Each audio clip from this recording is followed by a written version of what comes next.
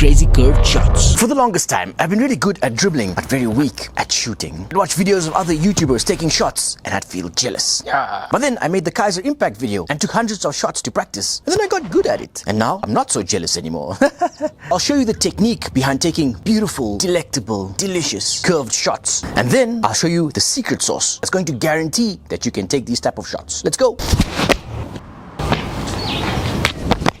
So you might be asking, Sayed, what is this video? You've already made a Rin Itoshi curve shot tutorial. My brother, my sister, this video is for you. You see, my Blue Lock videos are aimed at getting maximum retention. They're quick cuts, have little detail, and very fast paced. Honestly guys, I have a full-time job outside of this, and I'd love to do this full-time. And for that, I need more of you guys, more subscribers. So those videos are aimed at getting more subscribers. And this video, for you guys who's already subscribed. I'll be going into a lot more detail into the skills that I'm teaching you so that you can actually understand. To the skills mobile.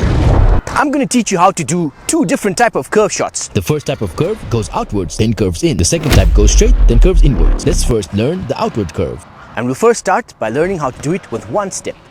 First, position yourself to the side of the ball and slightly behind. And then try and step as close to the ball as possible. Point your toes towards your target. Because I'm positioned to the side and my foot is pointed forward, when I take the swing, my body will automatically rotate. Then we're going to do the swing. Now for the swing, when you take that step forward, there's a gap between your legs, which is a perfect setup for you to do the swing. All you have to do is just lift your leg up. You want to swing straight through the ball, going forward. Your foot's going to be angled outwards. I usually hit the ball around the toe bone area of my foot, and sometimes around the laces, but the toe bone's like the sweet spot for me. If you're further from the target, you want to hit it as low as possible. And now you don't want to go too low where you hit it into the stands. If your target is closer to you, you want to hit it as close to the center as possible. Maybe like a few millimeters from the center. That's like the sweet spot. Make sure to keep your foot sturdy. Don't have it flimsy where it's moving around like that. Because if you keep your foot flimsy, when you strike the ball, your foot's going to bend a bit too much. And that's going to make you lose power and accuracy. When you strike the ball, you want to strike it straight through the ball. Don't hit it on the edge. If you hit it on the edge, you're going to get a lot more spin, but you're going to lose power.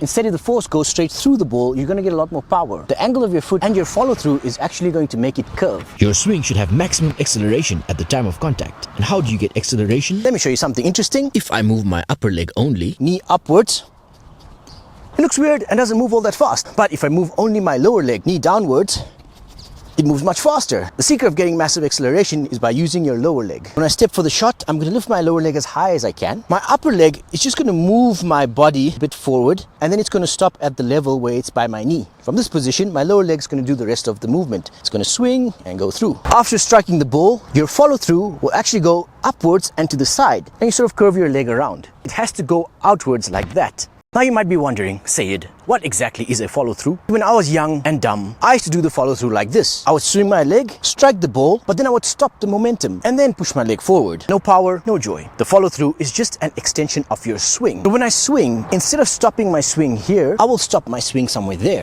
When you're doing a power shot, the follow-through is pretty simple. It's one straight movement through the ball. So when you do the outward curve, the follow-through is going to be a bit more outwards. After the follow-through goes upwards, you want to swing it to the side.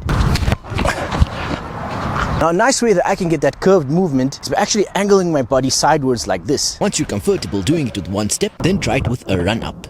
The run-up is just going to give you a lot more acceleration. One thing I like to do is to keep my chest down when I do the run-up. Because when you swing and if your chest is upwards, it's going to go a bit too high.